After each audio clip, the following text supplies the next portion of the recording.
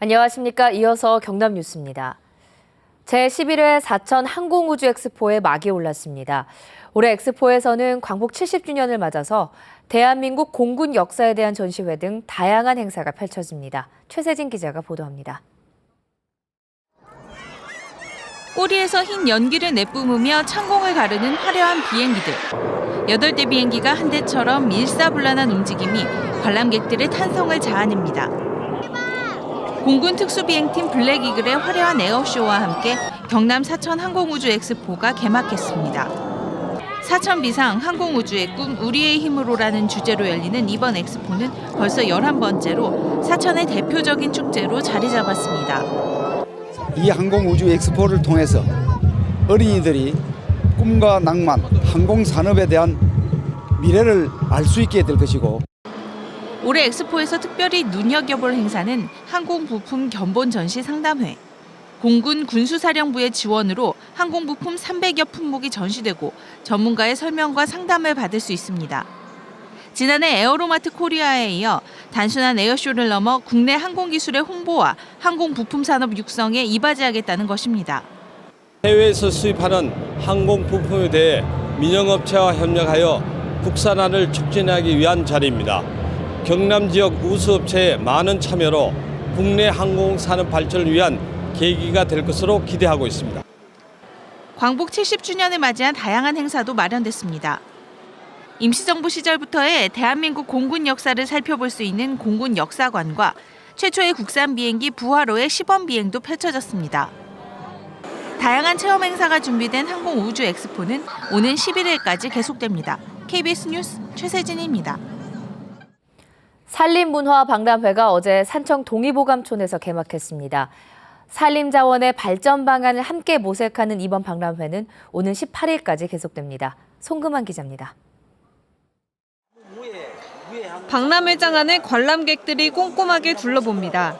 산에서 나는 작물과 각종 생활 목공예품들을 살펴보기 위해서입니다. 장비 쪽하고요.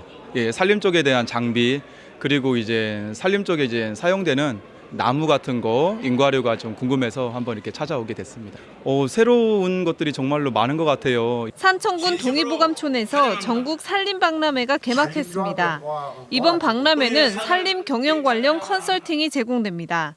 또 전국의 향토 임산물과 각종 가공한 목재와 장비 등이 전시되고 있습니다. 나무 공예품 만들기 체험 행사 등도 마련되고 소득을 높일 수 있는 산림 산업 관련 정부 정책도 소개합니다. 이 산림과 문화를 융복합시켜서 부가가치를 창출하고 이 산림 산업이 1차 산업에 국한하지 않고 6차 산업으로 진화하는 모든 것을 보여드리기 위해서 마련했습니다. 산림자원의 상품화를 위해 2020년까지 휴양 프로그램을 추진하는 협약식도 열렸습니다. 경상남도는 지리산 자락에 자리 잡은 산청군의 산림자원을 활용한 한방 휴양체험 단지 조성에 민자기업 자금 유치를 포함해 400억 원을 투자하겠다고 밝혔습니다. 산, 산림, 숲, 그리고 인간의 주제로 열리는 올해 산림문화박람회는 오는 18일까지 이어집니다. KBS 뉴스 송금환입니다. 제6회 남해 독일마을 맥주축제가 오늘부터 사흘 동안 남해군 독일마을에서 열립니다. 이번 축제에는 독일 바이에른 지방에서 생산한 비타민 맥주 등 독일 전통 맥주 5종과 독일 마을 주민이 생산한 하우스비어 등 맥주가 판매되고 맥주 빨리 마시기 대회와 독일 문화체험 행사 등 다양한 부대 행사도 함께 진행됩니다.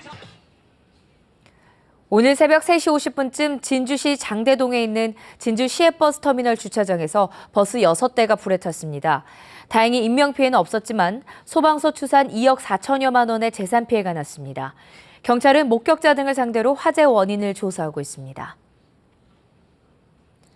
경남경찰청 광역수사대는 산업단지 인허가 과정에서 공무원에게 뇌물을 준 혐의로 44살 이모 씨를 구속했습니다.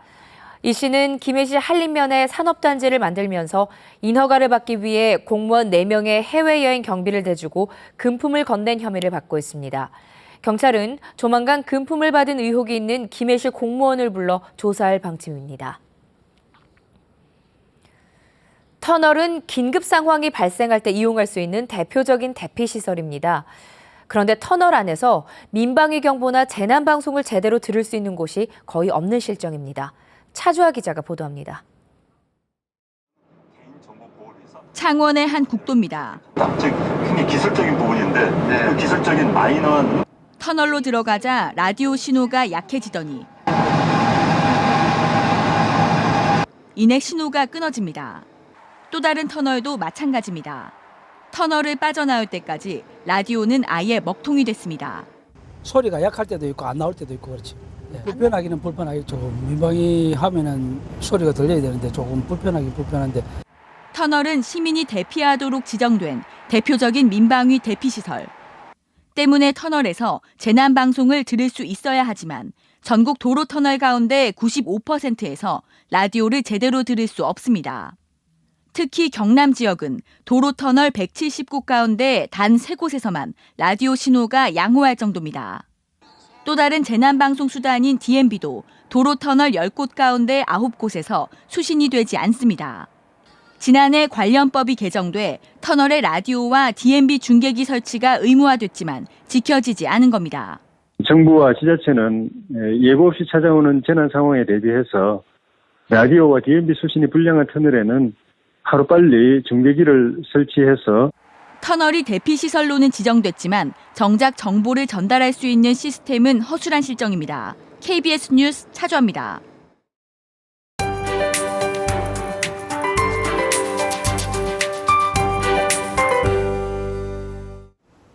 오늘부터 3일간의 한글날 연휴가 시작됐습니다. 이번 주말까지 나들이나 야외 활동 계획하는 분들 많으실 텐데요. 대체로 맑은 날씨가 이어집니다.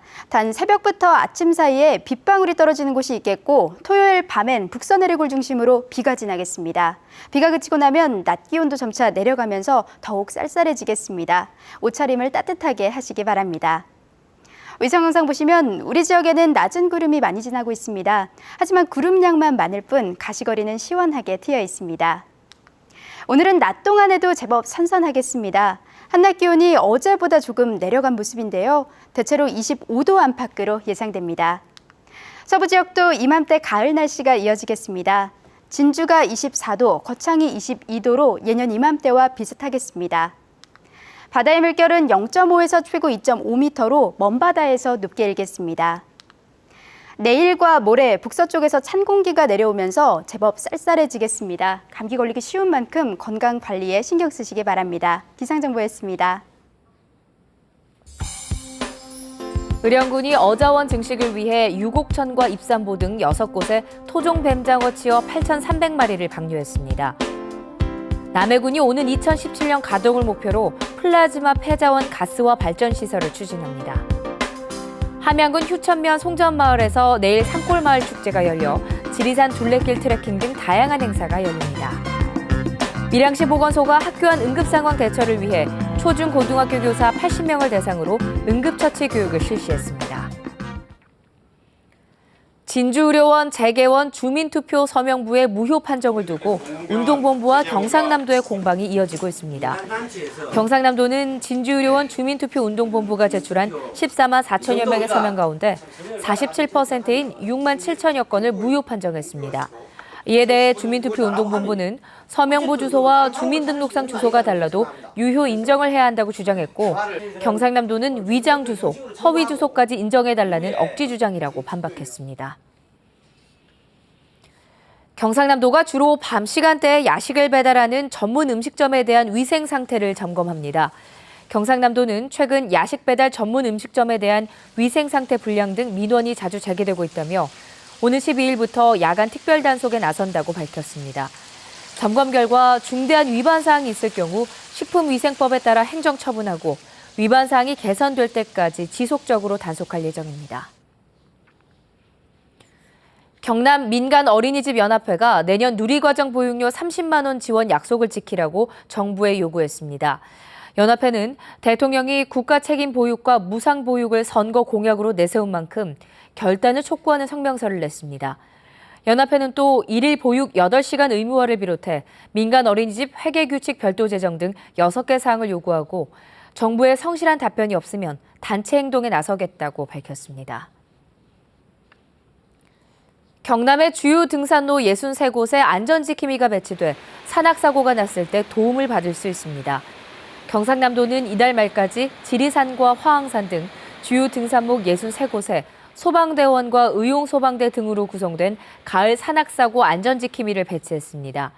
안전지킴이는 실족, 추락 등 산악사고에서 인명구조를 하고 평시에는 안전순찰을 합니다. 올해 봄에는 안전지킴이를 통해 20명을 구조하고 86명을 구급처치했습니다. KBS 뉴스를 마칩니다. 고맙습니다.